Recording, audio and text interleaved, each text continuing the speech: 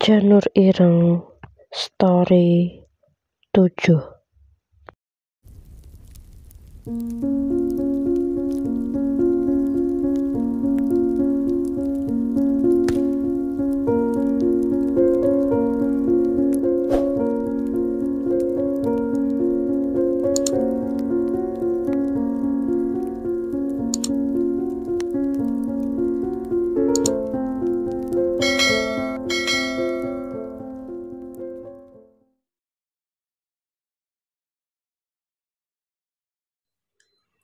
Rahasia. Pagi itu, Sugi Bahir sudah menunggu cukup lama di salah satu lorong di kediaman Kuncoro.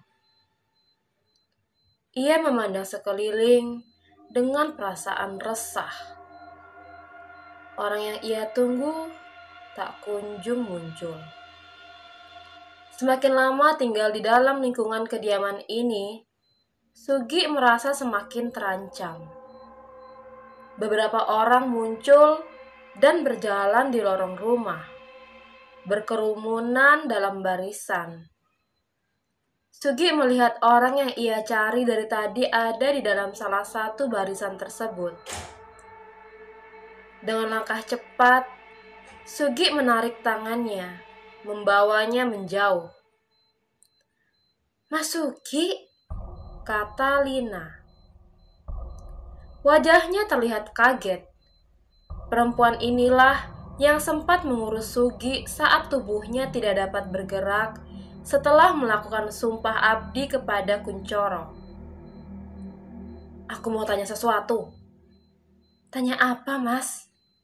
Sugi melihat ke sekeliling, memastikan tak ada yang mendengar mereka. Dengan hati-hati Sugi berkata, "Tapi sebelumnya aku ingin ingatkan, ini jadi rahasia kita berdua ya." Lina menatap Sugi aneh, memperhatikan gerak-gerik tubuhnya yang tampak seperti menyembunyikan sesuatu. Akhirnya, Lina mengangguk dan berjanji bahwa ini semua akan menjadi rahasia mereka. "Kamu kan sudah lama kerja di sini. Apakah kamu tahu apa yang ada di dalam pavilion timur? Hanya abdi perempuan yang bisa masuk ke situ." Lina mengernyit, merasa tak nyaman dengan topik yang sedang mereka bahas. "Kenapa ingin tahu soal itu, Mas? Kamu pernah ke sana, kan?" "Mas, apa sebenarnya yang sedang kamu cari? Aku nggak punya banyak waktu." "Pemujaan," kata Sugi, tiba-tiba membuat Lina semakin tak enak hati. Wajahnya berubah menjadi pusat pasi, seakan menolak pembicaraan ini. Sugi dapat melihatnya. "Maaf, Mas. Maaf, aku kudu pergi. Lain kali saja ya kita bahas." Lina bersiap meninggalkan Sugi saat tiba-tiba Sugi menahan pergelangan tangannya, melihat Lina tajam. "Aku melihat Nyonya di sana. Dia melakukan..." Tiba-tiba Lina membungkam mulut Sugi dengan kedua tangannya. Lantas ia mendekat dan berbisik, "Jangan katakan, Mas. Bahaya." "Begini saja." Lina melihat ke sekeliling. "Nanti malam aku akan ke tempatmu. Sekarang aku harus pergi." Lina pergi meninggalkan Sugi dengan banyak pertanyaan menggantung. Malam tiba. Terdengar suara pintu diketuk. Dengan cepat Sugi membuka pintu kamarnya. Lina berdiri dengan wajah khawatir. Setelah memastikan tak ada orang yang melihat mereka, ia melangkah masuk. "Kenapa, Mas? Bisa-bisanya melakukan hal itu?" kata Lina langsung. Suaranya gemetar, ada kemarahan dalam nadanya. "Aku tidak sengaja melihatnya." Lina tampak begitu cemas. Tak henti-henti ia memainkan jemari tangan. Ia melihat ke jendela kamar, lalu berbalik melihat Sugi. Setiap anggota keluarga Kuncoro memiliki rahasia gelapnya masing-masing. Sugi terdiam sejenak, lalu bertanya kepada Lina, apa maksud perkataannya? Aku tidak tahu ini semua secara pasti, karena ini semacam desas-desus yang sudah lama dibicarakan oleh abdi-abdi Kuncoro di belakang mereka. Desas-desus? Maksudmu ini belum pasti? Begitu? Lina berpaling dari wajah Sugi, seperti menyembunyikan sesuatu. Mas, pesanku adalah jangan menyelidiki hal ini lebih jauh, karena semua ini bisa membawa hal yang lebih buruk terhadap sampean. Sugi menatap Lina. Semakin yakin dia mengetahui sesuatu. Dengar. Aku berada di tempat ini bukan karena keinginanku. Aku juga tak sengaja melihat semua itu. Kepalaku tak berhenti memikirkannya sampai sekarang. Sugi menyentuh bahu Lina, membuat agar perempuan itu melihat ke arahnya. Katakan, apa yang kamu tahu? Setelah menimbang-nimbang beberapa saat, akhirnya dengan suara gugup Lina menjawab pertanyaan itu.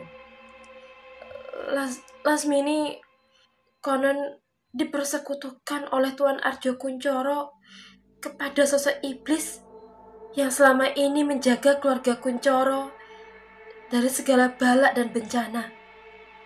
Di pavilion itulah Lasmini dipersembahkan. Atau mungkin Lina tampak tak yakin. Mempersembahkan dirinya sendiri sebagai apa? Aku tidak tahu namanya. Tetapi ada yang bilang Lasmini melakukan ini atas kemauan sendiri. Sebenarnya hubungan Lasmini dan Tuan Arjo adalah... Lagi-lagi Lina seperti menahan diri.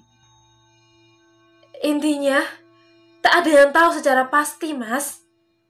Lalu apa maksudmu, Mas? Intan Kuncoro. Kamu pasti tahu kalau dia memiliki rahasia gelapnya sendiri. Maaf, Mas, tapi aku gak bisa mengatakannya.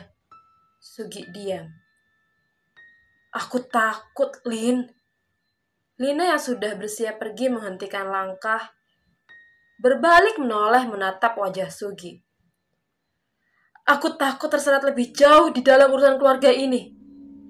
Setidaknya, apa yang kamu ketahui bisa menjadi pengingat bagiku siapa Kuncoro ini. Lina terdiam cukup lama, memandang wajah Sugi. Nona Intan Kuncoro memiliki kebiasaan yang hanya diketahui beberapa orang saja. Saat malam, dia sering melukai tubuhnya dengan belati dan pisau, membiarkan kulitnya mengelupas terbuka lebar. Setelah itu, dia akan memandikan tubuhnya dengan darah seekor kambing yang digorok oleh Tuan Arjo. Katanya, untuk persembahan lain, karena Intan dipersiapkan sebagai pengantin yang pernikahannya akan menjadi kebangkitan keluarga Kuncoro.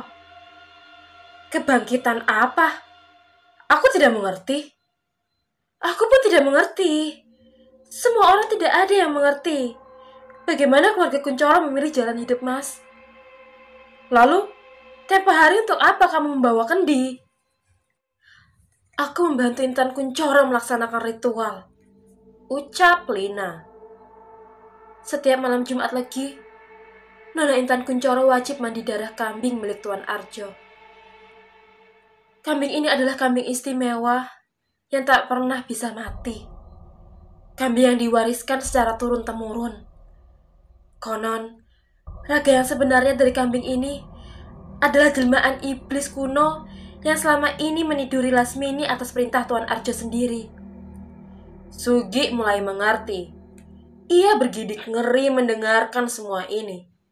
Jangan-jangan darah yang aku telan adalah darah dari binatang itu.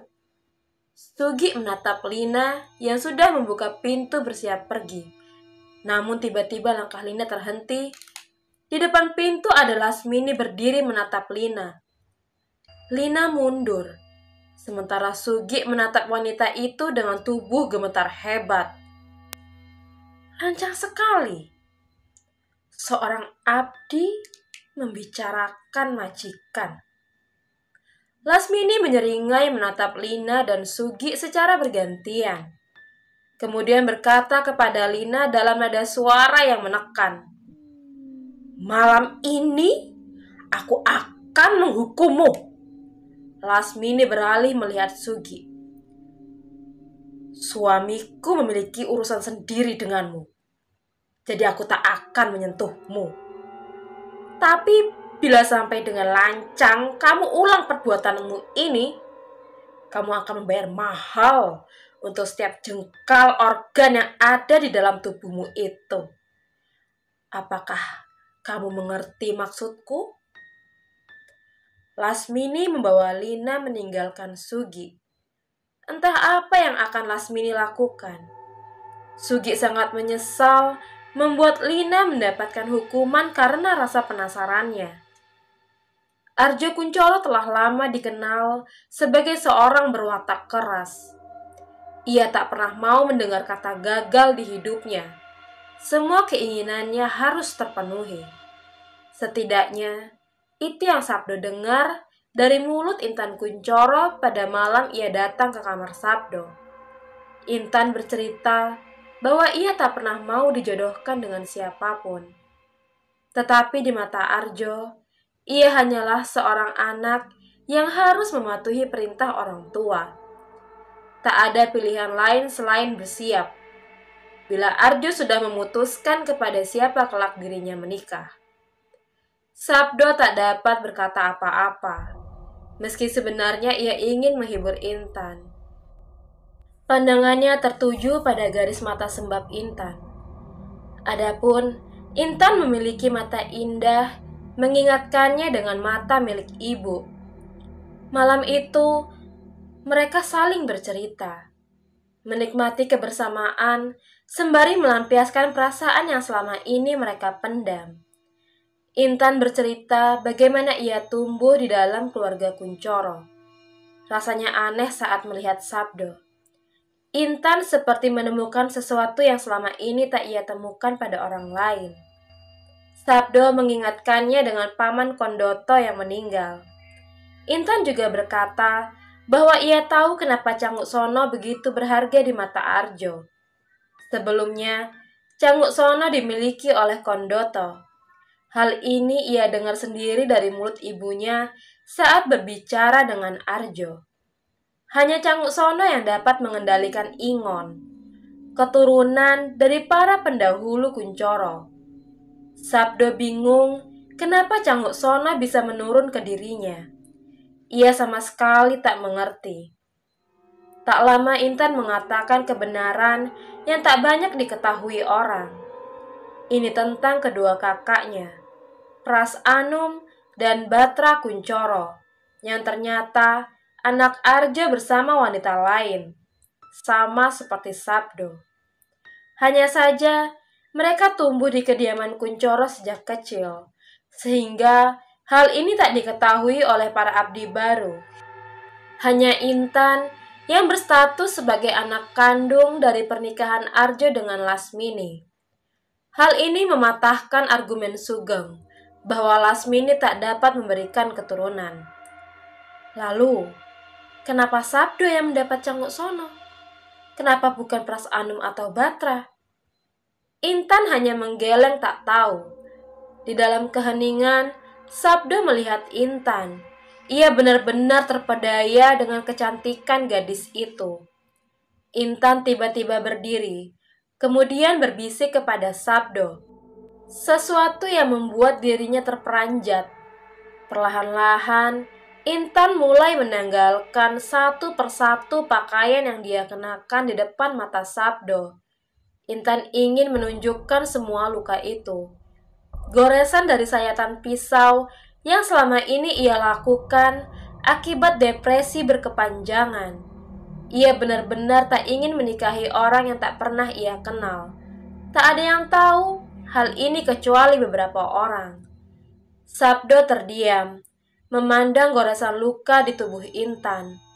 Inilah kebiasaan Intan yang diceritakan Lina kepada Sugi tempo hari. Nasib Intan seperti binatang yang terbelenggu dalam riak panas di dalam tungku. Intan adalah sosok dari betapa menderitanya hidup di bawah bayang-bayang nama keluarga Kuncoro. Sabdo termenung, menatap lantai. Dia merasa bimbang. Apakah diriku sama seperti Intan? Terbelenggu. Kini Sabdo memalingkan muka, berharap Intan menutup kembali tubuhnya. Ia tak ingin nafsu yang ada di dalam pikiran menguasainya. Namun, siapa sangka, bila malam ini justru terjadi sesuatu yang tak pernah mereka duga. Kegelapan malam menyembunyikan mereka dalam pilu pelik. Akhirnya, ini justru menjadi awal dari hubungan yang tak bisa mereka tolak. Intan merengkuh tubuh Sabdo. Di dalam ruang itu, Intan melakukannya bersama Sabdo. Malam itu menjadi malam yang tak akan pernah mereka lupakan seumur hidup.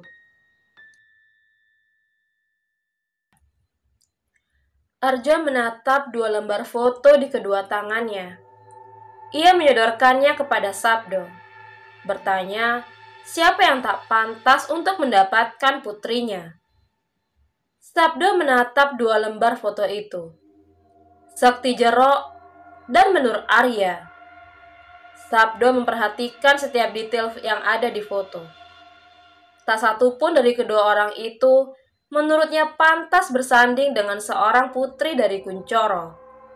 Namun Sabdo menahan diri untuk tak mengatakan hal ini secara gamblang. Kurasa Sakti Jero tak memiliki kelayakan bila dibandingkan dengan Menur Arya. Walau sejujurnya, kukira tak ada dari mereka berdua yang benar-benar pantas, kata Sabdo hati-hati. Arja memperhatikan dengan seksama. Di ruang bawah tanah pavilion timur itu, Arjo berkata kepada Sabdo, menarik. Apa yang baru saja kamu katakan masuk akal. Dari 2 orang ini, Sakti Jero yang memberimu kehormatan sebelum meninggalkan kita. Kupikir hal itu yang membuatmu mempertimbangkan dirinya. Apalagi saat aku mengatakan kepada mereka bahwa kamu adalah Canguk Sono. Sabdo dengan tegas berkata, tak semestinya seseorang memberi rasa hormat kepada yang lain hanya setelah ia mendengar orang itu Canguk Sono. Dia tidak pantas mendapatkan Intan, putri Kuncoro yang lebih berharga dari siapapun. Di mataku, dia tak lebih dari seorang penjilat ulung. Arjo tersenyum menyeringai. Lalu, apakah berarti secara tidak langsung kamu mengatakan bahwa Menur Arya jauh lebih pantas? Sabdo diam. Ia melihat sorot mata Arjo penuh selidik. Dengan tenang Sabdo berkata, bukankah aku sudah bilang tak ada dari mereka yang cukup layak? Aku hanya mengatakan apa yang ada di dalam kepalaku. Dan lagi, bukankah masih ada 1 orang lagi yang belum aku temui? Kenapa seakan-akan keputusan ada di tanganku, Bapak? Arjo berdiri. Ia berjalan menuju ruang lain, kemudian menarik seekor kambing putih jantan ke hadapan Sabdo. Aku melihatmu sebagai Canguk Sono. Kamu harus terlibat dalam keputusan apapun yang aku buat untuk kebaikan keluarga kita. Sabdo melihat kambing itu. Ia tak mengerti apa yang akan dilakukan Arjo. Seperti yang kamu katakan, aku sependapat bahwa memang Sakti Jero tak pantas menawarkan diri. Ia terlalu rendah bagi seorang Kuncoro. Jadi, anakku, aku ingin kamu menghabisi Sakti Jero, memberi pesan bahwa ia tak lebih layak dari siapapun yang ingin mempersunting putriku. Sabdo tak mengerti maksud Arjo, tapi ia berdiri dari tempatnya duduk bersila, menghampiri binatang itu, lalu mengelus kepalanya sebelum menatap Arjo. Binatang itu mengembik sebelum bergerak menjauh dari hadapan Sabdo. Seakan-akan itu tahu apa yang akan terjadi kepadanya. Arjo menghampiri Sabdo. Diirisnya arteri batang leher binatang itu sembari merapal sesuatu di mulutnya. Dengan cepat, ia menggorok leher kambing itu lalu membakar cairan darah kental yang ada di bilah pisaunya ke dalam kobaran api yang menyala-nyala. Leher kambing yang terpotong itu perlahan-lahan warnanya mulai menghitam dan mulai membusuk. Arjo kemudian menanggalkan pakaian Sabdo, mengiris dada kirinya, membiarkan darah perlahan menetes pada pucuk sebilah pisau panas. Meski merasa sakit teramat perih, saat besi panas itu menyentuh kulitnya, Sabdo menahan diri agar tak berteriak. Tak lama kemudian, Arjo berkata kepada Sabdo bahwa dia harus mengambil kepala binatang itu untuk melihat dengan jelas bayangan wajah siapa yang muncul di sana. Sabdo mengikuti apa yang Arjo katakan. Ia membungkuk, mengambil kepala kambing yang menggelinding di atas lantai kayu. Ia mengangkatnya dengan kedua tangan, lalu menatap mata binatang malang itu. Di situ, Sabdo melihat bayangan wajah Sakti Jero dalam kilasan bayang-bayang samar. Arjo berkata dengan suara gemetar, "Kamu sudah memutuskan, maka santet potong gulu akan segera terlaksana. Hanya tinggal menunggu waktu apakah Sakti Jero menolak santet ini atau menerimanya dengan keputusan dari mahar yang sudah dia tawarkan kepadaku." Arjo melangkah pergi, meninggalkan Sabdo yang masih termangu. Sabdo tak pernah mengira bahwa Arjo akan mengambil nyawa seseorang dengan semudah ini. Ia tak mengerti betapa mengerikannya kekuatan yang ada di dalam tubuhnya. Korban pertama. Sugi duduk di bawah pilar anak tangga rumah utama, mencari-cari keberadaan Lina, tetapi tak kunjung menemukan perempuan itu. Ia merasa bersalah. Lina harus dihukum oleh Lasmini karena menjawab keingintahuannya akan keluarga Kuncoro. Sekarang, nasi sudah menjadi bubur. Ia hanya dapat menunggu sampai hukuman itu dicabut. Sugi berdiri. Sesekali, beberapa abdi lain menatapnya dengan kesal. Apakah semua abdi sudah tahu tentang apa yang terjadi? Sugi berada di sini, di bawah pilar anak tangga utama karena Sugeng yang menyuruhnya. Hari ini Sugeng ingin Sugi ikut bersamanya entah kemana. Kata Sugeng, ini perintah langsung dari Tuan Arjo. Mobil yang biasa Sugeng gunakan datang. Sugi membuka pintu mobil lalu melangkah masuk. Sugeng menatap Sugi, bersimpati atas desas-desus yang sudah tersebar. Perlahan, Sugeng menginjak pedal gas. Mobil mulai melaju, meninggalkan kediaman Kuncoro menuju jalan utama. Sudah aku katakan, kamu tidak perlu mencari tahu apapun tentang mereka. Aku tidak sengaja memergokinya. Aku tahu aku salah. Tapi siapa mengira semua justru menjadi seperti ini? Kata Sugi membela diri. Tuan Arjo sudah tahu tentang semua perbuatanmu. Dia tidak akan menghukummu. Baginya, kamu sangat penting. Sangat penting. Lasmini ingin kamu setidaknya dihukum 100 cambuk. Tetapi Sabdo membelamu. Ia tak mau kamu menerima hukuman itu. Arjo sepertinya lebih mendengarkan Sabdo dibandingkan istrinya sendiri. Hal yang cukup mengejutkan bagi semua anggota keluarga Kuncoro. Sugi tak menyangka bila Sabdo sampai rela melakukan hal itu untuk dirinya. Tapi nasib buruk bagi Lina. Dia dicambuk di depan semua anggota keluarga Kuncoro.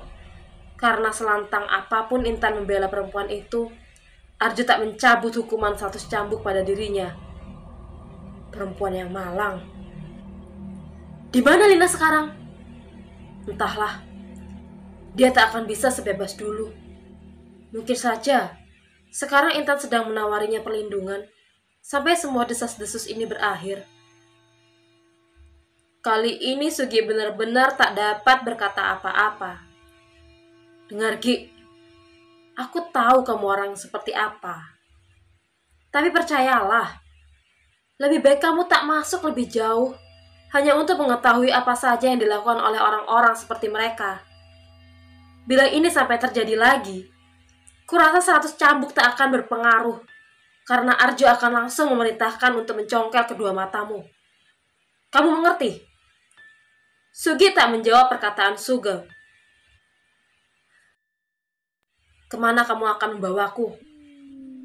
Tuan Arjo mengutusku untuk membawamu menagih janji kepada seseorang atas mahar yang telah dia tawarkan kepada keluarga Kuncoro. Mahar? Apakah ada yang akan menikah? Sugeng menoleh ke Sugi.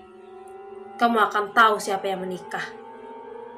Setelah lama menempuh perjalanan, sampailah mereka di sebuah rumah besar, kediaman Sakti Jero. Lelaki tua berkepala plontos itu seperti tahu akan kedatangan tamu. Ia menyambut hangat. Membawa Sugeng bersama Sugi berjalan-jalan mengelilingi taman di kediaman miliknya. Akhirnya, mereka duduk di salah satu teras utama rumah tersebut. Kamu membawa pesan dari Arjo Kuncoro. Kuharap ini berita yang baik. Sugeng tersenyum menunduk, memberikan kehormatan dirinya kepada si lelaki tua yang tak henti-hentinya menatap penuh harap. Sugi merasakan sesuatu seperti firasat yang tidak enak dalam pertemuan ini. Sugeng berdiri. Ia berkata bahwa pesan itu sekarang ada di bagasi mobil. Sakti Jero mengangguk, mempersilahkan Sugeng untuk membawa pesan yang dia maksud. Sugeng melangkah pergi, membiarkan Sugi duduk bersama lelaki tua asing itu yang sedari tadi mengamati dirinya. Apakah kamu juga abdi penting bagi Arjo? Aku tak pernah melihat sebelumnya. Sugi menunduk seperti yang dilakukan Sugeng lalu berkata, Aku bukanlah abdi penting. Aku hanya seorang tukang kebun biasa. Lelaki tua itu seperti tak dapat menerima jawaban yang Sugi katakan. Ia menunjukkan gelagat ingin tahu, sampai Sugeng melangkah kembali membawa sesuatu yang dibungkus oleh kain putih. Dia meletakkan benda itu di atas meja, membiarkan Sakti Jero membuka perlahan-lahan ikatan kain yang melilit. Sugi terlonjak kaget melihat potongan kepala seekor kambing putih. Sakti Jero tersenyum getir melihatnya. Sebuah pesan. Jadi, inikah pesan yang kamu bawa untukku? Nggih, Tuan. Ini pesan dari Tuan Arjo langsung untuk Anda. Terjadi keheningan yang panjang. Tak ada yang berkata apa-apa selama waktu berselang, sampai Sakti Jero akhirnya berdiri dari tempat dia duduk. Mahar yang kujanjikan kepada Sabdo akan aku tunaikan. Maka dengan ini, aku ingin kamu mengantarkan pesan kepada dirinya. Sebagai seorang ksatria, aku juga ingin dia menepati janjinya. Sugeng mengangguk. Sakti Jero mengajak Sugeng masuk ke rumahnya. Sugi berdiri untuk ikut, tetapi Sakti Jero memandang tajam ke arah Sugi. Cepat-cepat Sugeng berkata, "Tuan, Sugi diutus agar menjadi saksi atas mahar yang sudah Anda janjikan. Lagi pula, ia kelak akan menjadi abdi sula bagi kelangsungan hidup keluarga Kuncoro." "Abdi sula?" Sakti Jero tersenyum sebelum mengangguk. "Pantas saja kamu ikut datang ke sini." Mereka melangkah masuk bersama-sama. Di sela perjalanan itu, Sakti Jero bertanya kepada Sugeng, "Aku jadi ingin tahu, masih ada berapa lagi kandidat yang tersiksa?"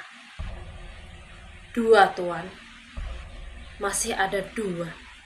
Menarik. Kurasa satu dari mereka mungkin bukanlah orang yang akan menerima penolakan. Jadi, akan ada darah yang tumpah membasahi tanah hitam ini, menghembuskan bau busuk ke segala penjuru. Pegang kata-kataku, Nak Sugeng.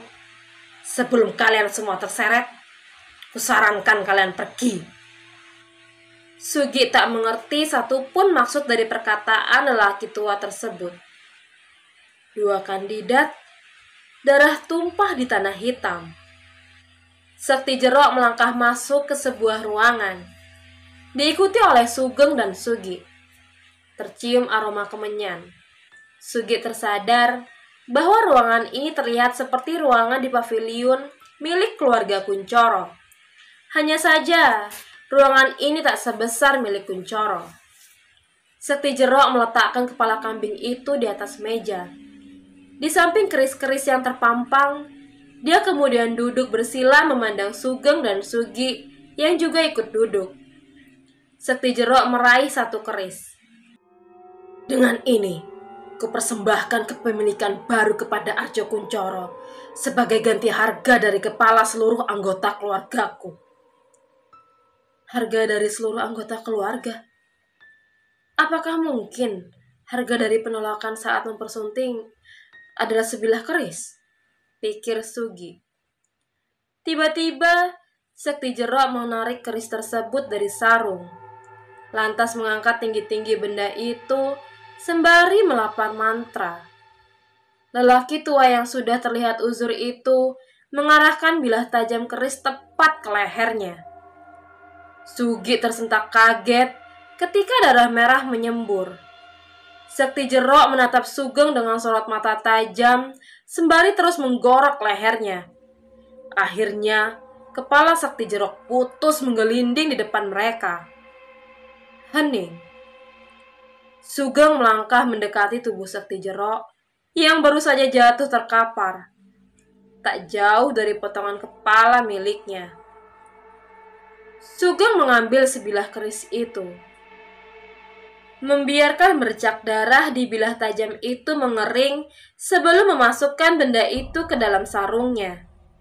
Sugeng kini menoleh menatap Sugi yang masih diam termangu, tampak begitu syok melihat pemandangan ini. Sugeng berkata, "Bantu aku membakar jasad orang tua ini." Sugeng menyesap rokok, menghembuskan kepulan asap hingga melayang-layang di atas lubang tanah yang baru saja mereka gali. Dia tahu harga yang harus dibayar untuk menikahi anggota keluarga seorang songkor. "Apa maksudmu, Geng? Apa maksudmu harga yang harus dibayar?" Tuan Arjo menawarkan anaknya Intan Kuncoro kepada beberapa orang yang menurutnya pantas untuk mempersunting putrinya. Bagi siapapun yang menerima serta berkeinginan mendapatkan Intan, ia harus siap menerima semua konsekuensi dari perjanjian unduh mantu amarga getih. Lelaki ini adalah salah satu dari ketiga kandidat yang menerima tawaran.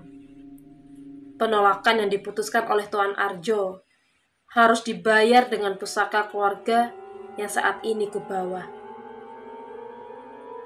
Kenapa semua hal sinting ini seolah biasa saja di depan matamu? Sugi menatap Sugeng. Sorot matanya terlihat kosong. Ki, percayalah, hal seperti ini akan menjadi pemandangan yang biasa saat kamu sudah menjadi abdi sula sebagai abdi Sabdo Kuncoro. Apa itu abdi sula? Darah saudara, kamu akan terikat bersamanya. Seperti aku yang diikat dengan darah Arjo Kuncoro.